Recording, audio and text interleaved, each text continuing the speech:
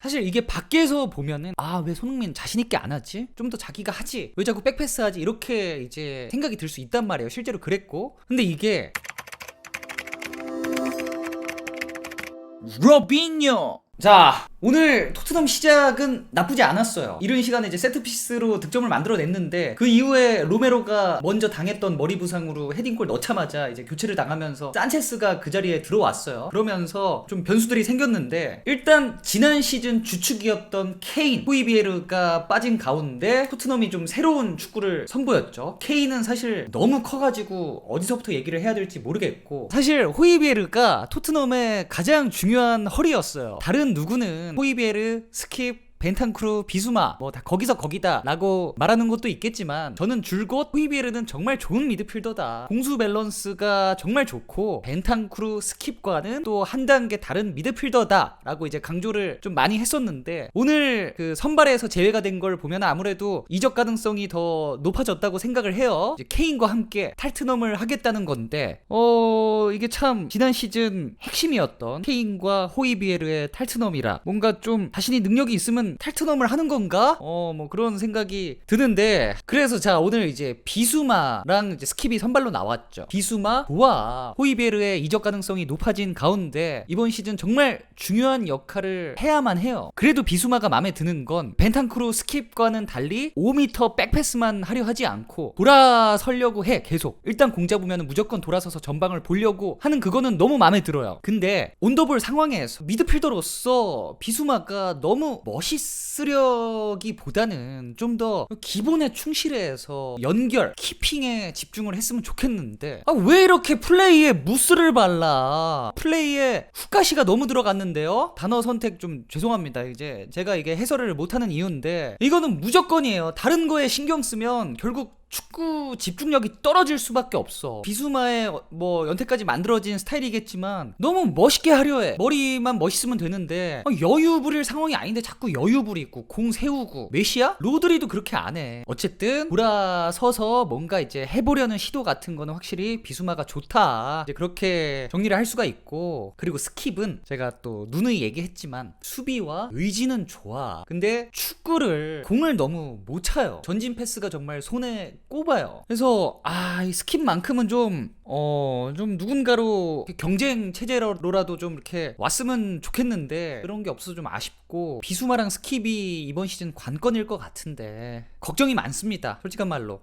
자, 그리고 이제 오늘 이 포스테코 전술이 역습에는 사실 취약할 수밖에 없는 전술이었는데, 그 스코틀랜드 리그와는 다르게 PL은 진짜 더 빠르고 진짜 천재 같은 애들이 득실득실해서 어떤 또 감독들의 전술 수준도 다르고 역습을 만드는 퀄리티가 아예 다를 수밖에 없거든요. 오늘 브랜트포트 역습도 정말 잘 만들었고, 브랜트포트가 확실히 저력이 있어요. 토트넘 입장에서 굉장히 무서운 팀이었고, 그에 반해 2대2로 저는 오늘 토트넘이 잘 선방했다라고 생각을 하고, 이제 포스테코 전술이 역습에 취약한 이유 중에 하나가, 이제 오늘 보면은 공격 상황에서 우리 그 에메르송이 미드필더로 들어와서 로드리 마냥 이제 빌드업을 하고 막 게임을 푸는데, 이러다 보면 당연히 위치적으로도 수비 리커버리에 취약하고 임무도 분산되다 보니까 수비 집중도도 분산돼서 뚫리기가 쉬운 건데, 그러니까 이런 거지. 공격도 잘하고 수비도 잘할 수는 없어. 그건 진짜 1%야. 근데 얘가 공격 쪽에서 게임을 푸는 게 나쁘지가 않아.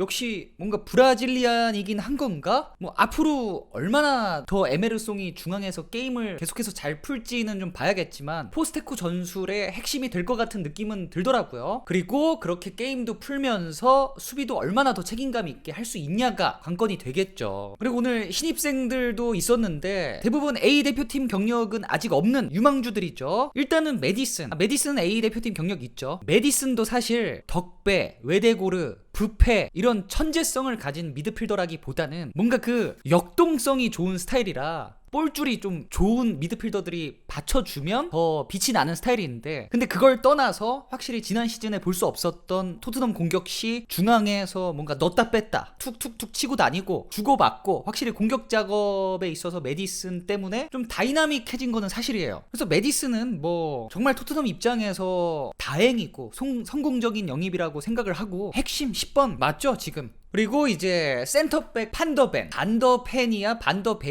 판더페니아 아무튼 이제 193인데 빠르다. 얘가 얼마나 빠르냐면은 22, 23 시즌 볼스부르크에서 이제 순수 주력으로 1위를 차지했을 정도였어요. 그래서 역습 맞는 상황에서 공격수 따라가는 속도가 엄청난 장점이 있고, 보통 수비가 빠르면 안정감은 약간 우당탕탕일 수도 있는데 그게 또 막 엄청 불안하거나 헐랭이거나 그런 모습은 많이 없었어요. 오늘 또 네덜란드 수비기 때문에 한번 뭔가 믿고 쓰는 네덜란드산 센터백 그놈도 좀 로또 맞아서 기대해볼만 할 것 같아요. 그리고 우도지 좋던데, 귀한 왼발잡이 왼쪽 백이고 일단 빠르고 공격시 돌파도 좋았던 모습 몇 차례 보여줬고, 돌아오지 않는 풀백 아니고 수비 리커버리도 나쁘지 않았고, 또 발밑이 나쁘지 않아요. 이 발밑, 축구 머리라고도 다르게 표현할 수 있는데, 그 토트넘 그 풀백 이름 뭐였죠? 흑인? 세세뇽이랑 비교했을 때 그런 어떤 발밑은 확실히 우도지가 나왔던 것 같아요. 근데 이제 세세뇽은 어떤 막 체력이나 피지컬이나 막 업앤다운 의지가 뛰어났었죠. 우도지도 물론 좋지만 우도지가 좀 더 세련된 것 같긴 해요.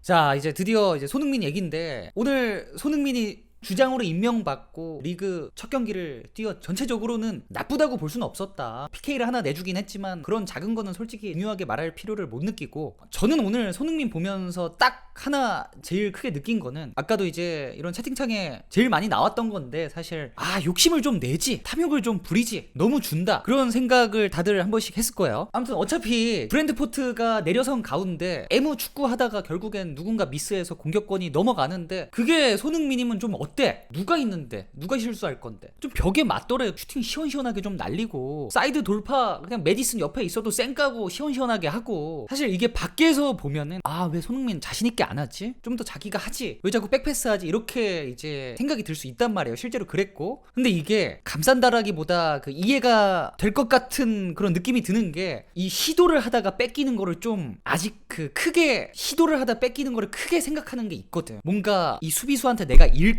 막혔다라는 게 좀 되게 창피하고, 계속 경기 내내 한 번 막히면은 그게 계속 맴돌거든요.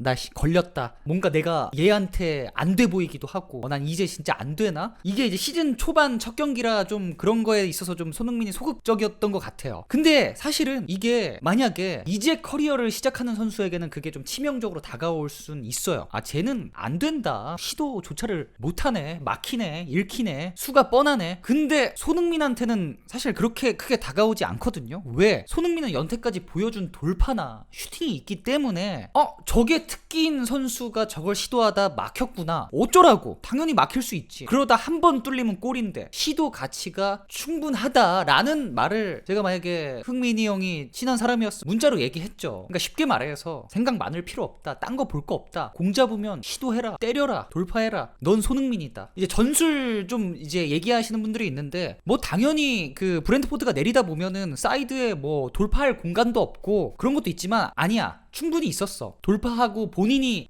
가져가서 해결하고 그 시도할 만한 상황이 충분히 있었어. 저는 뭐 전술적인 문제라고는 아직까지 그렇게 생각이 되진 않고, 어떤 본인의 마인드와 자신감 문제라고 생각을 하는데, 이것도 이제 본인이 몸이 조금씩 올라오면서 충분히 시즌 중에 바뀔 수 있다라고 생각을 하고, 아무튼 오늘 케인 없이 첫 경기였는데, 저는 생각했던 것보다 토트넘이 케인 없이 좀 괜찮았던 것 같아. 포스테코 축구 확실히 있고, 이거 잘 만들어 가보면 토트넘 6위 7위 가능하다. 농담이고, 작년에 7위 했나요? 올 시즌 5위 6위 하면 잘한 거지. 그리고 손흥민 10골 두자릿수 득점 무난히 가능하다. 그거보다 뭐 더 터지면 터졌지. 뭐 오늘 경기 보고 전혀 뭐 걱정할 만한 그런 생각 안 했고, 케인은 잘 갔다. 분명히 이제 케인이 홀란드 개막전에서 2골 넣는 거 보고, 저 새끼 또 지랄이네 이번 시즌. 나 잘 왔다. 슈퍼컵?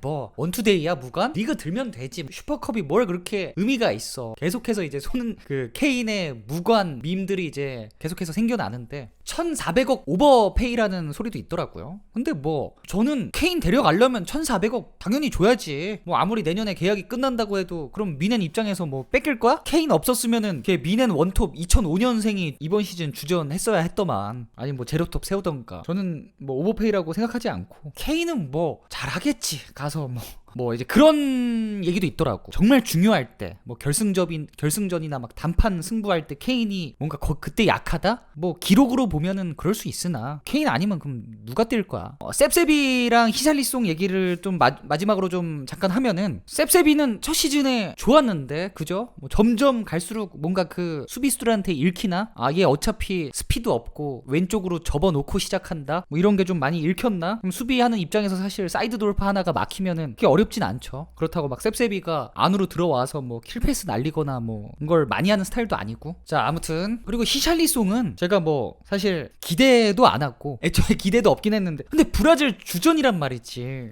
기대가 없긴 하는데 그나마 제가 히샬리송한테 기대를 하는 건 뭐냐면, 이제 압박 상황에서 그런 건 되게 좋잖아. 히샬리송이 어떤 의지와 마인드는 좋잖아. 그리고 그 의지와 마인드가 그 헤딩골로 연결되는 경우가 되게 많잖아요. 그런 거 바라지. 히샬리송한테는 어떤 뭐 키핑이나 뭐 돌아서 슈팅이나 결정력이나 크게 안 바라고, 앞에서 계속 센터백이랑 싸워주는 거, 팀 사기 올려주는 거, 머리 갖다 박고 발 들이밀고 그런 거, 그럼으로써 어떤 팀 전체의 사기가 올라가고, 이제 세트피스 때나 아니면 크로스 상황에서 그 의지와 어떤 마인드로 머리 갖다 대서 빡 박는 거, 히샬 장점은 그거예요. 그리고 막 앞에서 계속 그 수비 싸움 해주고 압박 가주고, 그거 기대해야죠 이번 시즌. 손흥민이래, 히샬리송은. 아무튼 마지막 총평하면은 케인 없는 첫 경기 선방했다, 나쁘지 않았다.